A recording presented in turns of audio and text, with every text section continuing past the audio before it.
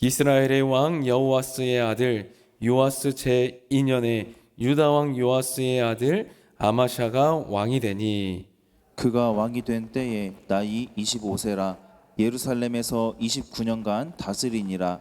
그의 어머니의 이름은 여호와단이요 예루살렘 사람이더라. 아마샤가 여호와 보시기에 정직히 행하였으나 그의 조상 다윗과는 같지 아니하였으며 그의 아버지 요아스가 행한 대로 다 행하였더도 오직 산당들을 다 제거하지 아니하였으므로 백성이 여전히 산당에서 제사를 드리며 분향하였더라. 나라가 그의 손에 굳게 섬에 그의 부왕을 죽인 신복들을 죽였으나 왕을 죽인 자의 자녀들은 죽이지 아니하였으니 이는 모세의 율법책에 기록된 대로 함이라. 곧 여호와께서 명령하여 이르시기를 자녀로 말미암아 아버지를 죽이지 말 것이요 아버지로 말미암아 자녀를 죽이지 말 것이라. 오직 사람마다 자기의 죄로 말미암아 죽을 것이니라 하셨더라. 아마샤가 소금 골짜기에서 에돔 사람 10,000명을 죽이고 또 전쟁을 하여 셀라를 취하고 이름을 욕드엘이라 하였더니 오늘까지 그러하니라. 아마샤가 예후의 손자 여호아하스의 아들 이스라엘의 왕 요아스에게 사자를 보내 이르되 오라 우리가 서로 대면하자 한지라. 이스라엘의 왕 요아스가 유다의 왕 아마샤에게 사람을 보내 이르되 레바논 가시나무가 레바논 백향목에게 전가를 보내어 이르기를 내 딸을 내 아들에게 주어 아내로 삼게 하라 하였더니 레바논 들짐승이 지나가다가 그 가시나무를 짓밟으니라. 내가 에돔을 쳐서 파하였으므로 마음이 교만하였으니 스스로 영광을 삼아 왕궁에나 내 집으로 돌아가라. 어찌하여 화를 자취하여 너와 유다가 함께 망하고자 하느냐 하나.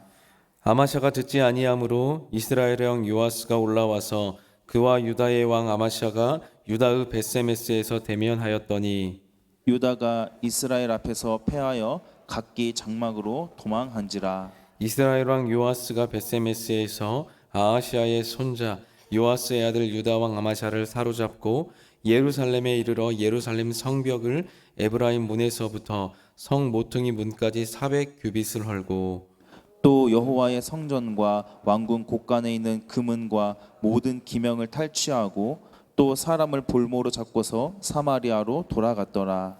요아스의 남은 사적과 그의 업적과 또 유다의 왕 아마샤와 싸운 일은 이스라엘 왕 역대 지략에 기록되지 아니하였느냐. 요아스가 그의 조상들과 함께 잠에 이스라엘 왕들은 사마리아에 함께 장사되고 그의 아들 여로보암이 대신하여 왕이 되니라.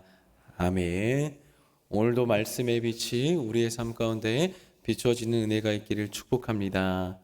오늘 본문은 이스라엘 왕 여호아스의 아들 요아스 제2년이라는 말로 시작됩니다. 즉 남북이 분열된 지 약 133년 정도가 되는 해이기도 하고요. 그리고 앞으로 70여 년 정도가 지나게 되면 북이스라엘이 아수르에게 멸망당하게 되는 일이 생깁니다. 솔로몬의 아들 여로보암이 어리석은 판단으로 통일 왕국이 깨어졌고 그리고 깨어진 그 상태가 지속되리라고 생각했지만은 하나님 앞에 영원한 것은 아무것도 없죠.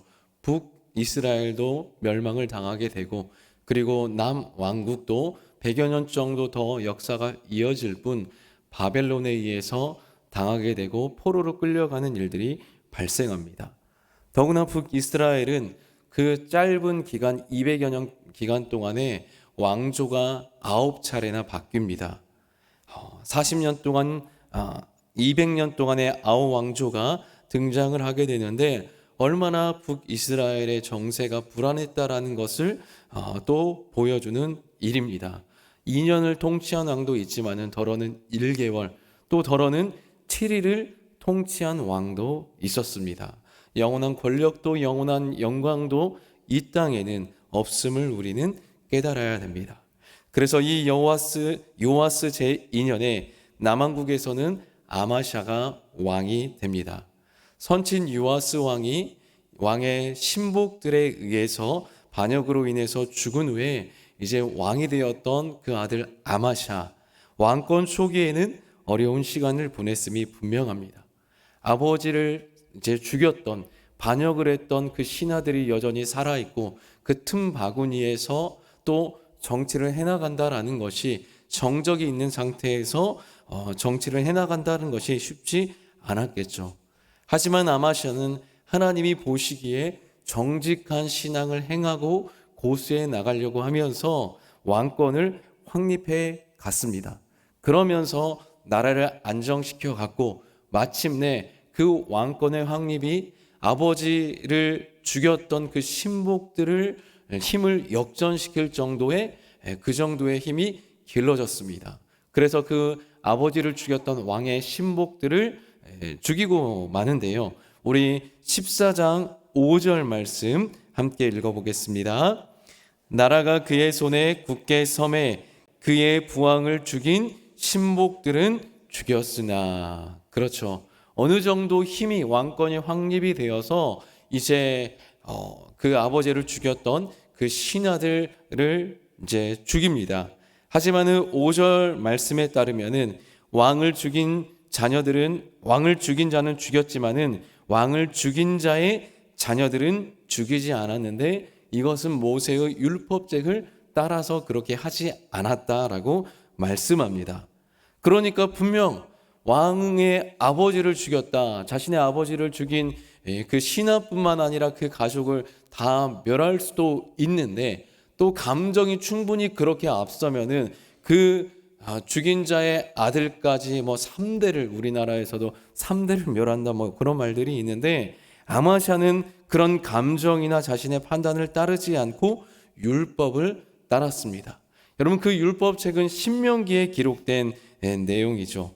신명기 24장 16절에 기록된 그 하나님의 말씀을 기억하고 그들의 자녀는 살려둡니다. 여러분, 그래서 우리가 또 다른 성경에서도 꿈을 본 자는 꿈을 말할 것이고 또 하나님의 말씀을 받은 자는 하나님의 말씀을 말할 것이라고 이야기하는데, 여러분, 우리가 하나님의 말씀을 보는 자, 하나님의 말씀 가운데 우리를 자꾸 내어놓는 자는 그 말을 하게 되고 그 말을 실천하게 되는 줄 믿습니다.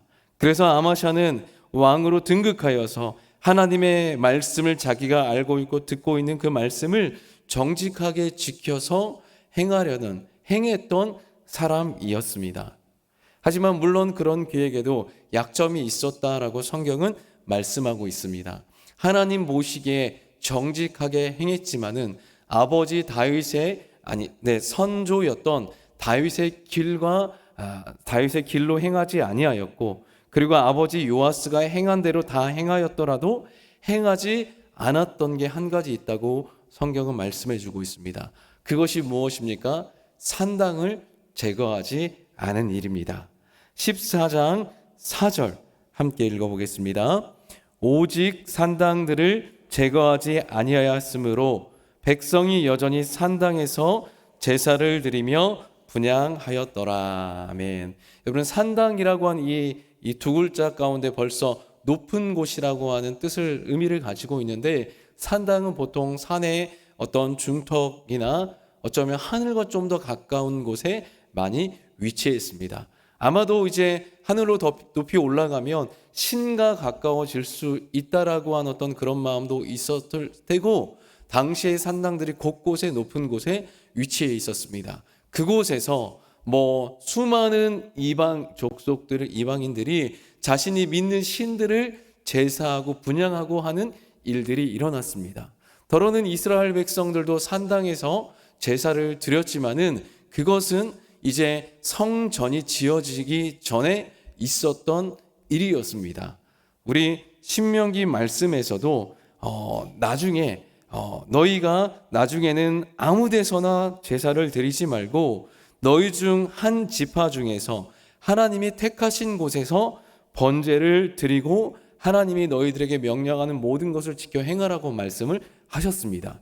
그러니까 중앙성소의 개념이 신명기 말씀에서 예언이 되었는데, 나중에 하나님이 그 명하신 그곳이 세워지게 되면, 그곳이 정해지게 되면 다른 곳이 아니라 그곳에서, 그 성전에서 제사를 드리라고 말씀하셨습니다. 왜냐하면 당시에는 여러 우상들이 많았고 그 우상들을 섬기는 산당들이 이곳저곳에 많이 있었습니다. 그러니까 구분이 안 되는 거예요. 하나님께 제사를 드리는 곳인지 이방신을 섬기고 제사를 드리는 곳인지 구분이 안 되니까 하나님께서는 그 장소를 구분을 하셨고, 하나님께 예배하는 예배하고 제사하는 거룩한 장소를 따로 분리하셨습니다. 그래서 아마샤는 비록 하나님께 앞에서 정직하게 행하려고 했지만은 산당 제거가 되지 않았다라고 성경은 말씀하고 있습니다. 아마도 이스라엘 백성들 내에 우상과 하나님을 섬기는 혼합주의적인 신앙이 만연했었고, 그러한 가운데에서 또 더러는 백성의 어떤 만족이나 또 정치적인 그것을 위하여서 또 그렇게 산당을 제거하지 않았던 것 같습니다. 이런 어떤 약점이 아마샤 왕 가운데도 하지만은 어쨌든 여호와 보시기에 정직하게 행했던 아마샤의 그 왕의 통치를 보시고 하나님께서는 은혜를 베푸셨습니다. 왕권을 강화할 뿐만이 아니라 외부 세력, 특별히 오늘 본문에 언급된 내용에 따르면은 에돔과의 전쟁 가운데에서 승리하게 하십니다. 7절의 말씀입니다. 아마샤가 소금 골짜기에서 에돔 사람 10,000명을 죽이고 또 전쟁을 하여 셀라를 취하고 이름을 욕두엘이라 하였더니 오늘까지 그러하니라. 아멘. 이름을 욕두엘이라 하리라. 하나님에 의해서 정복하였다라고 아마샤 왕이 이름을 직접 바꾼 겁니다. 셀라라고 하는 에돔의 수도, 오늘날의 페트라 그 지역을 이제 접수를 하고 욕두엘로 이름을 바꿨습니다. 여러분, 그래서 에돔 사람 10,000명을 소돔 골짜기에서 죽이고 승리하게 되고 수도까지 정복을 하게 됩니다. 그리고 정복한 그 땅은 오늘까지 이르게 되었다라고 말하는데, 열왕기 서의 저자가 예레미야서로 우리가 알고 있는데, 그러니까 이 사건 이후로, 에돔을 정복한 사건 이후로 170에서 80년 정도에 지나는 시간까지도 여전히 이스라엘 땅이 되었다라고 성경은 말씀해 주고 있습니다. 그래서 그렇게 에돔을 정복하고 그렇게 아마샤 왕이 정치를 잘하고 잘 나가는가 싶었는데, 에돔 정복 이후에 한 가지 또 에피소드 사건이 일어나게 됩니다. 아마샤 왕이 당시 북이스라엘 왕이었던 요아스에게 사신을 보내어서 우리가 얼굴을 한번 좀 보자라고, 서로 대면하자라고 편지를 보낸 겁니다. 그런데 그 편지를 보낸 사건이 뭐냐, 평화조약을 맺자 이런 분위기는 아니고요. 역대하, 오늘 본문과 병행 본문인 역대하 25장 13절 이하의 말씀을 보면은 당시 에돔을 치러 갈 때 이 아마샤 왕이 남 왕국의 힘만으로는 되지 않을 것 같으니까 북이스라엘의 군사들을 용병으로 고용을 합니다. 그런데 선지자가 나타나서 하나님이 지금 기뻐하신 일은 북왕국과 함께 도모하여서 가는 게 아닙니다. 하나님이 아마샤 왕과 유다와 함께 하시니까 당신들만, 왕만, 유다만 가서 전쟁을 치르십시오 라고 그렇게 이야기를 합니다. 그래서 이 이야기를 듣고 북에서 용병으로 고용했었던 북이스라엘의 군대는 돌려보내게 됩니다. 그런데 이 북군대가 돌아가는 길에 유다의 한 성읍에 이르러서 그 땅을 노략질합니다. 그리고 그 땅에 3,000명을 죽입니다. 이런 사건이 일어나게 되니까 에돔을 정복하고 승리한 아마샤 왕의 입장에서 보면은 또 괘씸하죠. 당시 정세 가운데에는 북이스라엘이 좀 더 아합 시대 이후로 군사력이나 여러 모양으로 강했습니다. 그래서 남왕국이 약간은 눌려있는 어떤 그런 형태 가운데에서 때로는 아쉬운 소리도 하고 북이스라엘이 뭔가를 강하게 요구하면 들어줄 수밖에 없는 그런 형태였는데, 에돔과의 전쟁에서도 승리했고 또 그런 자신감이 또 어떤 교만함으로 바뀌어서 또 발전을 해서 이제 북이스라엘 가운데 북이스라엘을 가만히 놔두지 않겠다라고 하는 그 마음이 생긴 거죠. 그래서 한번 만나보자라고 한 건데 그 제안에 북왕국 요아스 왕은 사사기에 나왔던 요담의 우화를 인용해서 답장을 하게 됩니다. 그 내용이 9절의 말씀인데요. 함께 읽어보겠습니다. 이스라엘 왕 요아스가 유다의 왕 아마스에게 사람을 보내 이르되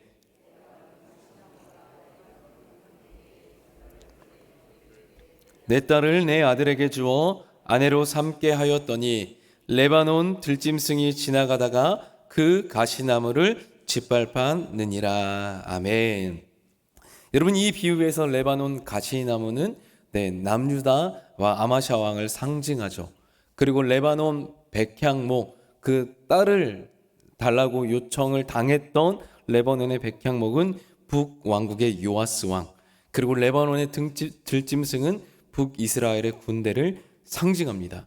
그러니까 가시나무가 교만해가지고 백향목에게 딸을 달라고 했는데 그 딸을 주지 않고 레바논의 들짐승에 의해서 남유다가 짓밟힌다라고 하는 비유죠.